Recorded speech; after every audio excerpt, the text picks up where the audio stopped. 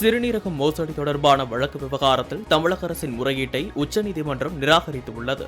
நாமக்கல் மாவட்டத்தில் ஏழை தொழிலாளர்களின் சிறுநீரகத்தை சட்டவிரோதமாக தானம் பெற்றதாகவும், திருச்சி மற்றும் பெரம்பலூரில் இயங்கும் தனியார் மருத்துவமனைகளில் சட்டவிரோதமாக சிறுநீரக மாற்று அறுவை சிகிச்சை நடைபெற்றதாகவும் குற்றச்சாட்டு எழுந்த நிலையில் தென்மண்டல ஐஜி பிரேமானந்த் சின்ஹா தலைமையிலான சிறப்பு விசாரணை குழுவை உயர்நீதிமன்ற மதுரை கிளை அமைத்துள்ளது. இதை எதிர்த்து தமிழக அரசு உச்சநீதிமன்றத்தில் மேல்முறையீடு செய்தது. மேலும் வழக்கை சிபிஐ விசாரணைக்கு மாற்றக் கோரியும் பொதுநல வழக்கு தாக்கல் செய்யப்பட்டது.